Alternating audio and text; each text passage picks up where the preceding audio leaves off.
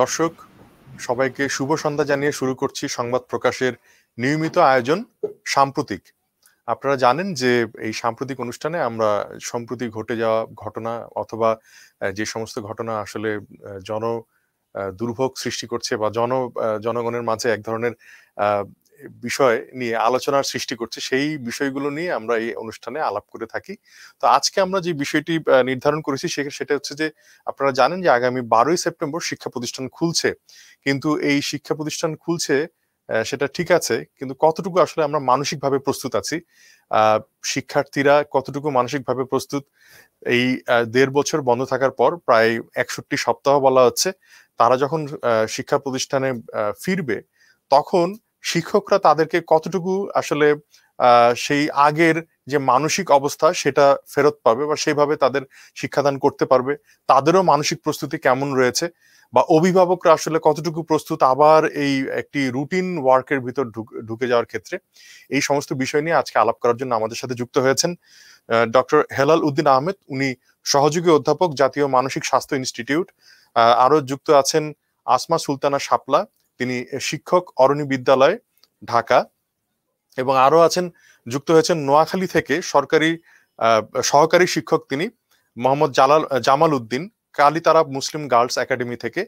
তো এই তিনজন অতিথিকে নিয়ে আমাদের আজকের এই অনুষ্ঠান। আমরা জানতে চাইবো যে তাদের মানসিক প্রস্তুতি, শিক্ষার্থীদের তারা কি করে আসলে স্বাগত জানাবেন এত সময় পর, এই বিষয়গুলো নিয়ে জানতে আমি প্রথমেই জানতে চাইবো আসমা সুলতানা শাপলা আপনার কাছে, যে আপনি শুধুমাত্র শিক্ষক নন, অভিভাবকও বটে, মানে শিক্ষক এবং অভিভাবক। এই জায়গা থেকে যদি জানতে চাই যে আপনি আসলে মানসিকভাবে কতটুকু প্রস্তুত শ্রেণীকক্ষে শিক্ষার্থীদের পাঠদানের ক্ষেত্রে, এবং তাদের যে এই দীর্ঘ বিরতির পর তারা ফিরছে, মানসিক অবস্থাটা কিরকম আছে সেটা আসলে কিভাবে সামাল দেবেন আপনারা, আর অভিভাবক হিসাবে আপনি আপনার সন্তানকে পাঠাবেন সেটার জন্যই বা কতটুকু মানসিকভাবে প্রস্তুত আছেন। আসমা সুলতানা শাপলা। ধন্যবাদ বিধানদাকে, শুভেচ্ছা জানাই সবাইকে। এবং এখনকার যে পরিস্থিতিটা, স্কুলটা খুলে দেওয়ার যে সিদ্ধান্ত হয়েছে সেটা আসলে ব্যক্তিগতভাবে আমি স্বাগত জানাই, কারণ আমার ঘরেও দুটো বাচ্চা আছে। আর আমরা সেই মার্চে যখন প্রথম স্কুল বন্ধ হয়ে গেল, আমরা এপ্রিল থেকেই একেবারে রুটিন ওয়াইজ অনলাইনে আমরা ক্লাস শুরু করে দিয়েছি। যে কারণে আমরা বলবো আমরা এবং অভিভাবকেরা এবং বাচ্চারা এই 1.5 বছর ধরে একটা রুটিনের ভেতরেই ছিলাম, এতদিন ধরে একটা রুটিনের ভেতরেই ছিলাম। কিন্তু স্বাভাবিক বিষয়টা আর কি ছিল না, এতদিনে বাচ্চারা অনলাইনে ক্লাস করতে অভ্যস্ত হয়ে গেছে। কিন্তু এখন যেটা হচ্ছে, আমরা বাচ্চাদেরকে কিভাবে প্রস্তুত করছি, এটা যদি বলি ব্যক্তিগতভাবে আমি যেটা করছি, আমি প্রত্যেকটা ক্লাসে অনলাইন ক্লাস, যেমন আজকেও ক্লাস করেছি, অনলাইন ক্লাসে আমরা বাচ্চাদেরকে মোটিভেট করছি যাতে ওরা উইলিংলি স্কুলে আসে। এবং আসলে আমি যেটা দেখলাম, আমি বড় ক্লাস 9-10-এ জিজ্ঞেস করলাম এবং ছোট ক্লাস 7-8-এও কিছু কথা বললাম, দেখলাম বাচ্চারা আসলে স্কুলে যাওয়ার জন্য মানসিকভাবে প্রস্তুত। একজনকে জিজ্ঞেস করলাম যে এতদিন তো 10টা থেকে আমরা ক্লাস করেছি, 1.5 বছর হয়ে গেল, ভোরবেলা হয়তো তোমরা 9টা-10টায় উঠেছো, কেউ হয়তো ভিডিওটা অফ করে নাস্তাটাও খেয়েছো ক্লাসের মাঝখানে, কিন্তু এখন যখন আবার নতুন করে ভোর 6টা-7টায় উঠতে হবে, 7:30টার ভিতর স্কুলে যেতে হবে, কি অবস্থা, কি মনে হচ্ছে, পারবে কি পারবে না, তোমার নিজের কেমন লাগছে? তো মোটামুটি সবার কথা একটাই, যে ঘরে তো আর থাকতে হবে না আপু, ঘরে তো থাকতে হবে না, এটাই হচ্ছে ওদের একটা মানসিক আনন্দ। আমি যেটা বুঝতে পারলাম, মোটামুটি একটা কথা সবার, যে ঘরে থাকতে হবে না এটা। আর আমি ব্যক্তিগতভাবে আমি চাইছি যে স্কুলটা খুলে যাক, কারণ আমার ঘরে একটা 15 বছরের বাচ্চা আছে, আমার বড় মেয়ে, আরেকটা আছে 12 বছরের বাচ্চা। এদের ক্রাইসিসটা আসলে আমি একেবারে সার্বক্ষণিকভাবে ঘরে থেকে দেখতে পাচ্ছি। প্রথমত হচ্ছে অ্যাডোলেসেন্ট পিরিয়ডটা, এই সময়টা এমনিতেই মানসিক শারীরিক নানা ধরনের পরিবর্তন যায়। বাচ্চারা কোন অবস্থাতেই বাবা মাদেরকে যতই আপনি খুবই আন্তরিক হন কি ফ্রেন্ডলি হন, তারা কোন অবস্থাতেই বাবা মাকে অনেক অনেক কিছু শেয়ারই করতে চায় না, বিশ্বাসও করতে চায় না। তো এই সময়টায় ওদের মানসিক নানা রকম যাতনা, আমার বড় মেয়েটাকে আমি নিজেই দেখেছি, সে নিজে ছবি আঁকে, অনেক কিছুর সাথে পড়ার লেখার অভ্যাস আছে, মানে গল্পের বই টই, তারপরেও আমি দেখেছি সে ভীষণ রকম ফ্রাস্ট্রেটেড হয়ে গেছে। একটা সময় ইভেন আমাকে সাইকিয়াট্রিস্টের কাছে পর্যন্ত যেতে হয়েছে, এমন একটা মানসিক অবস্থার মধ্যে পৌঁছেছে। এখন অনেক বাচ্চাদেরই এরকম একটা অবস্থা হয়েছে। কেউ হয়তো, আমার মেয়ে যেমন আমাকে নিজে বলেছে যে আমাকে একজন সাইকিয়াট্রিস্টের কাছে নিয়ে যাও। ও হয়তো একটু বড় হতে পারে, ও হয়তো একটু সচেতন, একটু বেশি, কিন্তু অনেক বাচ্চাদের হয়তো এই জিনিসটা নেই। অনেক, বা আরো ছোট যেই বাচ্চারা, তারা হয়তো বুঝিয়ে বলতেই পারছে না। দেখুন, আমাদের ঢাকা শহরে যেটা হয় যে একটা ঘরের মধ্যে বন্দি একটা বাচ্চা, এই যে এই সময়টায় তাদের অনেক কিছু বলার থাকে, অনেক কিছু বলার থাকে যেগুলো ওরা বাবা মাকে বলতে চায় না। সেটা হয়তো ওই তার বন্ধুটার কাছে একমাত্র স্কুলটাই আছে, হয়তো টিফিন পিরিয়ডে একটু খেললো, গল্প করলো, চিৎকার করলো, বন্ধুকে গলায় জড়ায় ধরলো, বা নানা রকম দুঃখ যন্ত্রণার কথা বললো। একটা মফস্বলে হয়তো বা এখনো, অথবা বড় সরকারি স্কুলগুলোতে বা গ্রামের একটা ছেলে হয়তো দৌড়ে একটু পুকুরে চলে গেল দুপুরবেলায়, ওখানে শারীরিক দূরত্বের ব্যাপারও নেই, অনেক কিছু নেই। আমি এর মধ্যে গ্রামে গেছিলাম, আমার নিজের গ্রামে বাড়িতে, আরো ভয়ঙ্কর করোনা যখন, সুনামগঞ্জ, জামালগঞ্জ থানা, সিলেট, ওইখানে গিয়ে দেখলাম কোনো ধরনের করোনার সংক্রমণও নেই। কেউ কোনো ধরনের দূরত্ব মানছে না, বা মানার প্রয়োজনও পড়ছে না। দূরে দূরে একটা বাচ্চা চলে গেছে খেতে, একজন চলে গেছে হাওরে, একজন চলে গেছে পুকুরে, নদীতে সাঁতার কাটতে। তো ওদের যে মানসিক যে আনন্দটা তার মধ্যেও রয়ে গেছে, আমাদের শহরের বাচ্চাগুলো কিন্তু তা একেবারে নেই। ওরা একেবারে খাঁচায় বন্দি মুরগির মতো অবস্থা, যাতনায় ছটফট করছে। আর সবচেয়ে খারাপ যেটা হয়েছে, সেটা আমার শুধু না, আরো অনেকগুলো অভিভাবকের সাথে কথা বলে দেখেছি, 15 থেকে উপরের বয়সের বাচ্চাগুলোর বাবা মার সাথে এই সময়টার সম্পর্কটা একেবারে মারাত্মক খারাপ অবস্থায় পৌঁছেছে। যেটা আগে যাও ছিল, যেটা মানে সারাক্ষণ ঘরের মধ্যে, এই পড়ছো না কেন, এই ক্লাসে ঢুকছো না কেন, এই কেন তুমি ভিডিও অফ করে ক্লাস করছো, মানে সারাক্ষণ একটা বাধ্যবাধকতার মধ্যে থাকছে। এই মেশিনটা, মানে এই যে ইন্টারনেটের জন্য যেই ইয়ে হোক, একটা মোবাইল হোক বা ফোন, ল্যাপটপ হোক, এটা বাবা মারা দিয়ে রাখছেন। কোনো বাবা মা হয়তো এই সময়টা অফিস করছেন, তিনি জানেন না নেটে বসে আসলে বাচ্চারা কি ক্লাস করছে কি করছে না। অনেক বাচ্চাই আমি খেয়াল করেছি যে ভিডিওটা অনেকবার বলার পর অন করছে, কিন্তু সে অন্য একটা কাজ করছে। আমি বোঝাচ্ছি আমি সাহিত্যের ক্লাস নেই, তার মন এদিকে নেই, সে এদিকে যাচ্ছে ওদিকে যাচ্ছে। আর যদি আমি একটু একটু হালকা করেছি, খুব কড়া ভাবে বলিনি ভিডিও অন রাখো, তাহলে ভিডিওটা অফ করে দিচ্ছি। একটু পরে পরে হয়তো বলছে এই তুমি পড়ো, হয়তো ভিডিওটা অন করে পড়লো, পড়ার সাথে সাথে ভিডিওটা অফ করে দিচ্ছে। তো বাচ্চাদেরও আসলে পড়াশোনায় মনটাও আসলে এই কারণেও অনেকটা দূরে সরে গেছে।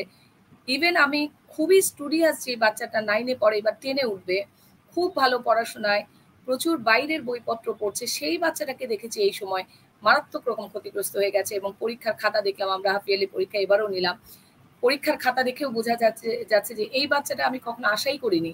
ওর বাবা মা, ব্যক্তিগতভাবে ওর পরিবারকেও আমি চিনি, বাবা মার সাথে ওর যে সম্পর্ক, ওর বাবা মা খুবই খোলামেলা মানসিকতার, বাচ্চাকে খুবই আনন্দের সাথে পড়তে দিতে চান। জি সেই বাচ্চাটা নিজে থেকেও খুব আগ্রহী। তারপরে আমি দেখতে পেয়েছি সেই বাচ্চাটা জি ভয়ঙ্কর রকম খারাপ করে ফেলেছে পরীক্ষায়। সেই জন্য জি আমি ভাবছি যে স্কুলটা খুলে দেওয়াই উচিত। আমি জি ব্যক্তিগতভাবে মানসিকভাবে প্রস্তুত, এবং আমি আমার বাচ্চাদেরকেও সেভাবেই রেডি, জি প্রস্তুত করে আপনি আপনি ঠিকই বলেছেন যে ঢাকা শহর এবং ঢাকা শহরের বাইরের শিক্ষা প্রতিষ্ঠানের যারা শিক্ষার্থী রয়েছে তাদের অবস্থা আসলে একরকম নয়। কারণ ঢাকার ভেতরে যে ঘিঞ্জি এলাকার ভেতরে মানুষ এবং শিক্ষার্থীরা বড় হচ্ছে, সেটা সত্যিই খুব মানবেতর, এবং এটাকে ঠিক আসলে মানবিক জীবন বলা যাবে না। একমাত্র স্কুলই হয়তোবা ছিল নিঃশ্বাস প্রশ্বাস ফেলার জায়গা। তারা সেখানে হাসি খেলা ঠাট্টা এবং এসবের মধ্যে দিয়ে যে মানসিক বিকাশ, সেই বিকাশের পরিপূর্ণতা পেত, কিন্তু সেটা আসলে গত ১.৫ বছর ধরে বন্ধ ছিল। আমি এখন জানতে চাইবো যে নোয়াখালী থেকে যিনি যুক্ত হয়েছেন, মোহাম্মদ জামাল উদ্দিন, ঢাকার থেকে একটু পরিস্থিতি ভিন্ন সেখানে, যেহেতু এই ঘিঞ্জি অবস্থা নেই এবং সেখানে শিক্ষার্থীরা খুব যে দমবন্ধ অবস্থার ভিতর ছিল সেটা নয়। তো আপনাদের প্রস্তুতি কিরকম, মানসিক প্রস্তুতি, বা আপনারা আসলে ওইখানে ঠিকঠাক ভাবে অনলাইন ক্লাস নিতে পেরেছেন কিনা এই কদিন, বা এই যে সামনে খুলছে এবং অনলাইন এবং পাশাপাশি যে শারীরিক ক্লাস হবে, এটা কিভাবে সমন্বয় করবেন আপনারা? ধন্যবাদ। আজকে অনুষ্ঠানের সম্মানিত সঞ্চালক, আমার আমার সাথে উপস্থিত আছেন আরো দুজন বিজ্ঞ আলোচক। আমি সকলকে আমার ব্যক্তিগত পক্ষ থেকে শুভেচ্ছা জানাচ্ছি। আহ, আমরা এই বিষয়টাকে যদি কয়েকটা ভাগে ভাগ করে নিই, তাহলে দেখবো যে আমাদের শিক্ষকদের অবস্থান থেকে চিন্তা করলে একরকম পাবো, আবার শিক্ষার্থীদের দৃষ্টিকোণ থেকে আমি ভিন্ন ভিন্ন ভাবে একটু বিশ্লেষণ করার চেষ্টা করবো। প্রথমে আমি বলি যে আমার ব্যক্তিগত অভিমতগুলো বলি। সেটা হচ্ছে যে বিদ্যালয় খোলার যখন সিদ্ধান্ত হলো, তখন আমি আমার মধ্যে এক ধরনের এক্সাইটমেন্ট অনুভব করেছি।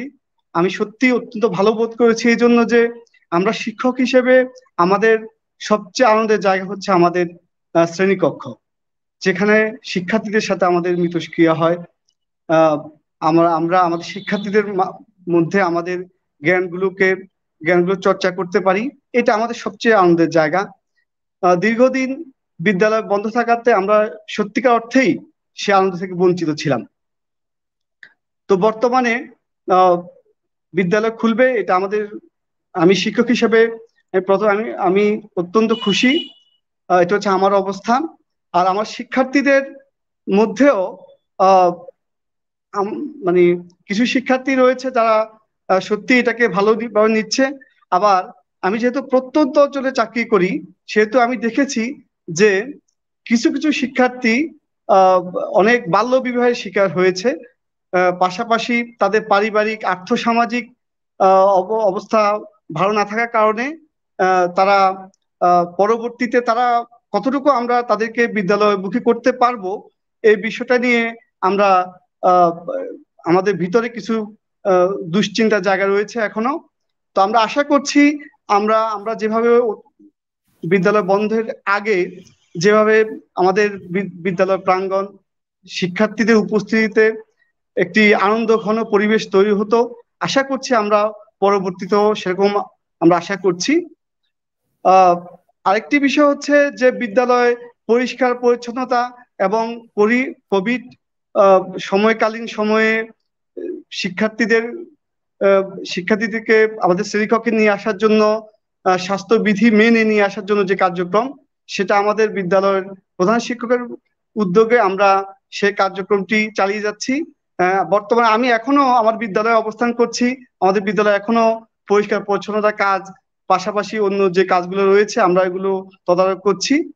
একটি বিষয় আর্থসামাজিক বিষয়টি একটু বলা উচিত।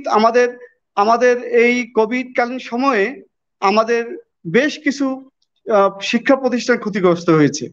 এর মধ্যে উল্লেখযোগ্য হচ্ছে আমাদের কিন্ডারগার্টেন গুলো। আমরা সকলেই জানি যে শিক্ষা হচ্ছে মানুষের মৌলিক অধিকার, কিন্তু আমরা দুঃখজনক হলেও সত্য যে আমাদের এই শিক্ষাটা বাণিজ্যিকরণ করা হয়েছে।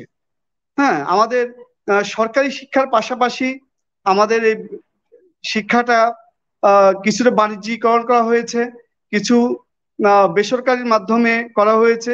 যেভাবে হোক এই কিন্ডারগার্টেন সহ বেসরকারি বিদ্যালয়গুলো কিন্তু আমাদের দেশের শিক্ষা বিস্তারে গুরুত্বপূর্ণ ভূমিকা রেখেছে, কিন্তু বর্তমান শিক্ষা প্রতিষ্ঠানগুলো বিশেষ করে কিন্ডারগার্টেন বা বেসরকারি উদ্যোগে যে বিদ্যালয়গুলো পরিচিত হচ্ছে তা যথেষ্ট ক্ষতিগ্রস্ত হয়েছে। তো আমি মনে করি যে এইসব ব্যাপারে সরকারের একটা বড় ভূমিকা রয়েছে, যেহেতু যে শিক্ষার্থীরা এই সকল বিদ্যালয়ে পড়তো তারা পরবর্তী কোথায় যাবে, বা এই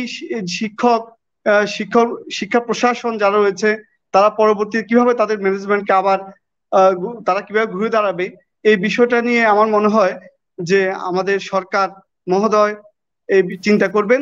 পাশাপাশি আমি একটি কথা সুস্পষ্টভাবে বলতে চাই যে বর্তমানে মানুষের, বিশেষ করে গ্রামাঞ্চলের মানুষের যে আর্থসামাজিক অবস্থা, সকল পরিবারের বিদ্যালয়ে টিউশন ফি দিয়ে পড়ার মতো অবস্থা এখানে অনুপস্থিত। এটি স্পষ্ট। যারা যারা আমার বন্ধু যারা যারা গ্রামাঞ্চলে শিক্ষকতা করে তারা জানেন, অনেক পরিবার এই কোভিড চলাকালীন সময়ে নিঃস্ব হয়ে পড়েছে, তাদের আর্থিক অবস্থার পতন হয়েছে। সুতরাং আমার মনে হয় যে এই সকল শিক্ষার্থীরা এখন বেসরকারি বিদ্যালয়ে অর্থ দিয়ে পড়াটা তাদের জন্য কঠিন একটা চ্যালেঞ্জ মুখোমুখি হয়েছে তারা। সুতরাং টোটাল শিক্ষা ব্যবস্থাকে কিভাবে জাতীয়করণ করে, যেহেতু শিক্ষা একটি মৌলিক অধিকার, সুতরাং শিক্ষাকে পৃষ্ঠপোষকতা করা উচিত সরকারের, এবং দেশের সকল নাগরিক যাতে বিনামূল্যে উচ্চ ডিগ্রি পর্যন্ত তারা পড়াশোনা করতে পারে, এই বিষয়ে সরকার একটি সিদ্ধান্ত নেবে বলে আমি মনে করি। আমি বুঝতে পেরেছি। হ্যাঁ জি, বুঝতে পেরেছি যে মানে এটা তো ঠিক যে আপনি সঠিকভাবে বলছিলেন যে ঢাকার বাইরে যে সমস্ত বাচ্চারা রয়েছে এই করোনা কালে অনেকেই ঝরে গেছে এবং তারা আবার লেখাপড়ার জীবনে ফিরতে পারবে কিনা এটা আসলে অনিশ্চিত। এবং শুধু তাই নয়, যে সমস্ত শিক্ষা প্রতিষ্ঠান, যেমন আপনি কিন্ডারগার্টেনের কথা বললেন এবং অন্যান্য প্রাইমারি এবং প্রাথমিক এবং উচ্চ মাধ্যমিক অনেক স্কুল, এগুলো আসলে বন্ধের মতোই দশা হয়েছে। এবং কারো কারো বাল্য বিবাহের কথা বললেন আপনি, সেটা হয়ে গেছে। সব মিলিয়ে একটা ভীষণ রকম চাপের ভেতর দিয়েই গেছে, মানসিক চাপ আমি বলবো। তো এইবার আমি জানতে চাইবো ডক্টর হেলাল উদ্দিন আহমেদ আপনার কাছে, যে এই যে 1.5 বছর একটা মানসিক পীড়নের ভেতর দিয়ে শিক্ষার্থীরা দিনপাত করলো এবং 1.5 বছর পর আবার তারা নতুন করে বলা যায় যে তাদের পাঠ জীবন, শিক্ষা জীবন শুরু করতে যাচ্ছে, সেই ক্ষেত্রে শিক্ষকরা কিভাবে তাদেরকে সহায়তা করতে পারে? ধন্যবাদ সংবাদ প্রকাশকে এবং ধন্যবাদ বিধানদাকে এবং আমার সাথে যারা সহযোগী আলোচক আছেন, আমাদের শাপলা ম্যাডাম এবং জামাল উদ্দিন সাহেব। আমি যেটা বলতে চাই সেটা হচ্ছে যে অবশ্যই 17 মাসে অবশ্যই একটা মানসিক বিপন্নতার মধ্য দিয়ে আমাদের শিক্ষার্থীরা অতিবাহিত করছে এবং এই জায়গাটিতে তাদের কিন্তু একটা বড় ধরনের সংকট তৈরি হয়েছে। যারা ঘরে থেকেছে তাদের সামাজিকতা ব্যাহত হয়েছে, স্কুলের শিক্ষা ব্যবস্থা বিপর্যস্ত হয়েছে এবং সঙ্গত কারণেই কিন্তু স্কুল কলেজগুলো বন্ধ ছিল, কারণ সংক্রমণ কমাতে হবে। আবার এখন আমরা কিন্তু এফোর্ড করতে পারছি না যে এত বেশি বন্ধ, সুতরাং সংক্রমণ যখন কমে এসেছে তখন সঙ্গত কারণে যৌক্তিকভাবেই কিন্তু বিদ্যালয়গুলো খুলে দেওয়া হয়েছে। কিন্তু আমাদেরকে মনে রাখতে হবে এই যে স্কুল কলেজগুলো খুলে দেওয়া, এটার উদ্দেশ্য কিন্তু শুধুমাত্র তাদের শিক্ষা জীবনের যে ঘাটতি হয়েছে, শিক্ষার যে ঘাটতি হয়েছে সেটা পূরণ করা নয়। এটার উদ্দেশ্য হচ্ছে এই মহামারী কালে অথবা এই যে প্যান্ডেমিক সময়টিতে কিভাবে তারা তাদের শিক্ষা ব্যবস্থাকে চালিয়ে নিয়ে যাবে সেটার একটা অনুশীলন করা। অর্থাৎ আমরা কিন্তু জানি না যে আমাদের প্যান্ডেমিক কতদিন থাকবে বা চলে যাবে কিনা, এটা কিন্তু অনিশ্চিত, কিন্তু স্কুল কলেজগুলো একটা সময় খুলতে হবে। সুতরাং এই পরিস্থিতিতে মানিয়ে নিতে যে তারা কিভাবে এটি খুলবে সেটি কিন্তু আমাদের মূল লক্ষ্য। শিখন ঘাটতি পূরণ বা তাদের যে ঘাটতি হয়েছে সেটা পূরণ কিন্তু আমাদের এই মুহূর্তে স্কুল খোলার মূল লক্ষ্য নয়। দ্বিতীয়ত আমি যে বিষয়টি বলতে চাই, শিক্ষা ব্যবস্থার 3টি অংশ রয়েছে, একটি হচ্ছে শিক্ষক, শিক্ষার্থী এবং অভিভাবক। আমি খুব দায়িত্ব নিয়েই বলতে চাই যে আমাদের শিক্ষার্থীদের জন্য মানিয়ে নেওয়াটা কিন্তু সবচেয়ে সহজ হবে। আমরা সবচাইতে শঙ্কিত আমাদের অভিভাবকদের নিয়ে, যে আমাদের অভিভাবকরা খুব বেশি উদ্বিগ্ন, তারা খুব দ্রুত এই শিখন ঘাটতি পূরণের চেষ্টা করছেন, কিভাবে 2 মাসে 3 মাসে তাদের এই সিলেবাস শেষ করবেন, কিভাবে সন্তানকে পাশ করাবেন, কিভাবে জিপিএ 5 পাওয়াবেন, এই নিয়ে তাদের শঙ্কার একটি জায়গা রয়েছে। আমরা তাদেরকে আশ্বস্ত করে বলতে চাই যে তাদের এই শঙ্কার জায়গাটিকে একটুখানি কিছুটা কম্প্রোমাইজ করতে হবে। শঙ্কার কোনো বিষয় নাই, সরকার কিন্তু এখানে সিলেবাস কমিয়েছে এবং সেই ক্ষেত্রে কিন্তু যে আগের মতো করে সেই রকম করে পড়ালেখার জায়গাটি কিন্তু এখন আর নাই। দ্বিতীয়ত যে কথাটি বললাম, তৃতীয়ত আমি বলতে চাই যে every crisis is an opportunity. যে কোনো সংকট আমাদের সামনে একটি সম্ভাবনার দুয়ার নিয়ে আসে। আর শিক্ষা মানে কিন্তু শুধু জিপিএ 5 পাওয়া না, শিক্ষা মানে শুধু স্কুলের এসএসসি এইচএসসি সার্টিফিকেট পাওয়া না। এই যে 17 মাসে আমাদের শিক্ষার্থীরা প্যান্ডেমিকের ভেতর অতিবাহিত করে জীবন বোধের যে শিক্ষা নিয়েছে, প্রতিকূল পরিবেশে মানিয়ে নেওয়ার যে শিক্ষা নিয়েছে, সেটা কিন্তু তাদের জন্য একটা অনেক বড় পাথেয় হয়ে থাকবে। ফলে আমরা বলবো এটিও কিন্তু একটা শিক্ষা, তাদের রেজিলিয়েন্সি ডেভেলপ করেছে। এই জায়গাটিকে আমি ইতিবাচক ভাবে দেখতে চাই, যে আমাদের এই তরুণ কোমলমতি শিক্ষার্থীরা সংকটের সাথে মানিয়ে নেওয়ার ইতিবাচক ভাবে জিনিসগুলোকে দেখার একটি শিক্ষা কিন্তু পেয়েছে। ফলে আমি বলবো যে শিক্ষক, শিক্ষার্থী, এদের চাইতে আমাদের অভিভাবকদের মানসিকতার একটু পরিবর্তন জরুরি। এবং মানসিক সংকট যদি কারো হয়েই থাকে তবে সেটি কিন্তু অভিভাবকদের মধ্যে বেশি হয়েছে, শিক্ষার্থীদের মধ্যে আমরা বলবো গবেষণাও বলছে কম হয়েছে। ফলে অভিভাবকদের একটু সচেতন করার দায়িত্ব আমাদের সকলের।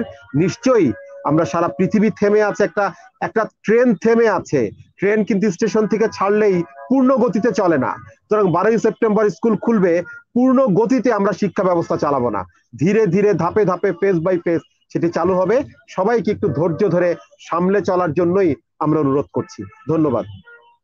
জি, আপনাকে ধন্যবাদ। আমি অনুষ্ঠান শেষের দিকে আমি ছোট করে জানতে চাইবো আসমা সুলতানা শাপলা আপনার কাছে, যে আপনার কোনো পরামর্শ আছে কিনা যে এই ধীরে ধীরে যে খোলার কথা হচ্ছে, এখন আমরা জানি যে প্রথম থেকে চতুর্থ শ্রেণী, তারপর ষষ্ঠ থেকে নবম শ্রেণী এই ক্লাসগুলোতে একদিন করে শুরু হচ্ছে এবং 2 ঘন্টা করে তাদের দুটো করে বিষয়ে পড়ানো হবে। এই বিষয়টিকে আসলে কিভাবে আরো সামনের দিকে এগিয়ে নেওয়া যায়, এই ধরনের কোনো পরামর্শ আপনার আছে কিনা? না, আমরা যেটা করেছি আমাদের স্কুলে, আমরা স্কুলের সময়টা অনেক কমিয়ে নিয়ে এসেছি। সাধারণত 2টা পর্যন্ত আমাদের ক্লাস চলে। সেই ক্ষেত্রে আমরা করেছি 8:30 থেকে 8:20 থেকে 11টা পর্যন্ত, এবং 2টো করেই ক্লাস রাখা হয়েছে। এবং যেভাবে সরকারি নির্দেশনা 5, 8, 9, 10 প্রতিদিন ক্লাস হচ্ছে, আর বাকিগুলো সপ্তাহে একদিন করে, এভাবেই চলবে আপাতত। আর যেটা পরামর্শ বলতে ওটাই যেটা আমরা করছিও, যে সিলেবাস যতটুকু সম্ভব সরকারি পরীক্ষাগুলো যেগুলো বাদ দিয়ে সিলেবাস যতটুকু সম্ভব আমরা সংক্ষিপ্ত করে দিচ্ছি। আর এটার প্র্যাকটিস অবশ্য এই গত করোনা কাল যতটা সময় আমরা ক্লাস নিয়েছি এবং পরীক্ষা নিয়েছি, সবসময় আমরা এটা করেই এসেছি। ইভেন প্রিন্সিপাল পরীক্ষার আগে, প্রশ্ন করার আগে নিজে ফোন করে আমাদেরকে বারবার করে বলেছেন প্রশ্ন যতটুকু সম্ভব সহজ করার জন্য, বাচ্চাদের উপর যেন চাপ না হয়ে যায়। ঠিক এখনো আমরা এই পদ্ধতিটি অবলম্বন করব, এটা আমাদের ইচ্ছের মধ্যে আছে। আর বাচ্চাদের সাথে যতটা সম্ভব আনন্দের সাথে প্রথমে ক্লাস শুরু করি, সেই যেটা বললেন আমাদের ডক্টর, যে চাপ না দেওয়ার বিষয়টি, সেটা আমাদের শিক্ষকদের মধ্যেও থাকবে। আমরা ওদের সাথে প্রথমে একেবারেই খুবই গল্প, আনন্দ, আড্ডার মাধ্যমে ক্লাস শুরু করব, যাতে ওদের মনে না হয় যে আমরা খুব তড়িঘড়ি করছি। আসলে তড়িঘড়ি আমরা করছিও না। ওই যেটা হেলাল উদ্দিন বললেন যে অভিভাবকরা, এটা একেবারে খুবই সত্যি কথা, যে অভিভাবকরাই বেশি পরিমাণে টেস্ট থাকেন এবং বাচ্চার উপর চাপিয়ে দেন। কিন্তু এই ক্ষেত্রে আমি বলবো যে সরকারি যে সিদ্ধান্ত, পিএসসি, জেএসসি, এই সিদ্ধান্তটাও অভিভাবকদের উপর প্রভাব তৈরি করে। যেখানে আমাদের এসএসসি, এইচএসসি এর আগে অটো প্রমোশন হয়ে গেল, সেই ক্ষেত্রে আমি মনে করি এই সময়টায় এদেরকে এই সরকারি পরীক্ষার চাপটা না দিলেও, আমাদের শিক্ষা মন্ত্রণালয় না দিলেও পারতেন। এটা আমার কাছে মনে হচ্ছে একটা বড় চাপ হয়ে যাবে বাচ্চা এবং তাদের অভিভাবকের উপর। অভিভাবক কি করবে?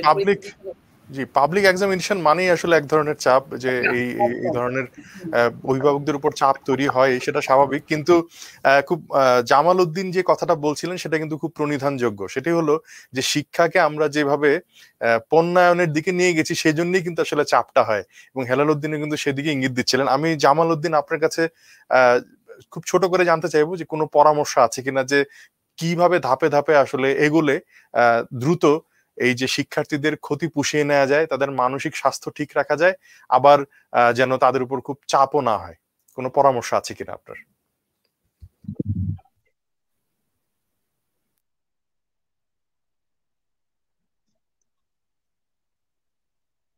সরি, আমি প্রশ্ন আমার বুঝতে পারিনি। যদি আবার করা হয়। আমি বলতে চাইছিলাম, কোন এই যে সামনে খুলে দেওয়া হচ্ছে 12 তারিখ থেকে, এদিন তো আসলে প্রথম দিকে একদিন করে, সপ্তাহে একদিন করে ক্লাস, এবং পিএসসি, এসএসসি এবং এইচএসসি তাদের 6 দিন করে 4-5 ঘন্টা করে ক্লাস হবে। তো এই যে ধাপে ধাপে খোলার বিষয়টি নিয়ে সরকার সিদ্ধান্ত নিয়েছে, এইটাতে আপনার কোনো পরামর্শ যোগ করতে চান কিনা, যে আরো কিভাবে ধাপে ধাপে স্কুল কলেজগুলো খুললে আরো ভালো হয় এবং শিক্ষার্থীদের উপর চাপ কম থাকে এবং তারা মানসিকভাবে যেন বিপর্যস্ত না হয়, আবার পাশাপাশি শিক্ষা কার্যক্রমটাও সুষ্ঠুভাবে চালিয়ে যেতে পারে? আপনার পরামর্শটা জানতে চাচ্ছি। যে আমার বর্তমান সরকার যেভাবে ধাপে ধাপে বা 2টি করে ক্লাস করার যে সিদ্ধান্ত নিয়েছে, এটাকে আমি সঠিকভাবে মনে করি। পরবর্তীতে সবচেয়ে বড় যে বিষয় দেখা দরকার আমাদের, আসলে মূলত আমরা এই মেসেজটা যাতে সকল প্রতিষ্ঠানে, সকল শিক্ষকের কাছে পৌঁছে, যাতে কোনো শিক্ষার্থী কোনো মানসিক চাপে না পড়ে। আমরা দীর্ঘদিন, বিশেষ করে আমাদের মফস্বলের শিক্ষার্থীরা কিন্তু পড়াশোনার থেকে দূরেই আছে। আমার অভিজ্ঞতা থেকে আমি বলছি যে আমি দেখেছি, আমরা যখন অনলাইন ক্লাস চালু করেছি, তখন আমাদের সাথে অনেক শিক্ষার্থী যুক্ত হয়নি বা যুক্ত হতে পারেনি, অনেকেই যুক্ত হতে পারেনি। তো সুতরাং তাদের মধ্যে যে অটো পাস সম্পর্কিত একটা বিস্তর ধারণা রয়েছে। তারপরে তারা অনেকেই ভাবছে যে অ্যাসাইনমেন্টের মাধ্যমে তাদেরকে প্রমোশন দিয়ে দেওয়া হবে, এই ধরনের কিছু বিষয় রয়েছে। এখন আমাদের প্রথম কাজটি হচ্ছে যে আমরা যখন শিক্ষার্থীরা আমাদের কাছে আসবে, আমরা তাদেরকে কোনো চাপ দেওয়া হবে না, আমরা চাপ দেব না, এবং তাদেরকে ধীরে ধীরে পড়াশোনার সাথে তাদেরকে খাপ খাইয়ে নেওয়ার জন্য আমাদের এই মেসেজটা আমার মনে হয় সকল শিক্ষকের কাছে এবং শিক্ষা প্রশাসনের কাছে এই মেসেজ থাকতে হবে, যাতে শিক্ষার্থীরা কোনোভাবে উদ্বিগ্ন হয়ে না পড়ে তাদের পড়াশোনা নিয়ে, তারা জি হতাশ না হয়ে পড়ে, এই বিষয়টা জি আমার মনে হয় জি থাকা উচিত আর কি। ধন্যবাদ। আমি শেষ প্রশ্ন জানতে চাইবো যে হেলালুদ্দিন আহমেদ আপনার কাছে, যে এই যে অটো পাসের কথা বলা হচ্ছে, গত বছর আসলে পুরো ব্যাচ এইচএসসি এসএসসি তারা স্বয়ংক্রিয়ভাবে উত্তীর্ণ হয়ে গেল। এই তাদের যখন এই শিক্ষা জীবন শেষ হবে এবং তারা যখন কর্মজীবনে প্রবেশ করবে, তখন এই বিষয়টি, অটো পাসের বিষয়টি কোনো রকম মানসিক পীড়নের কারণ হয়ে দাঁড়াবে কিনা, বা দাঁড়ালে তারা আসলে কিভাবে মোকাবেলা করবে, এটা নিয়ে যদি অল্প করে কিছু বলতেন।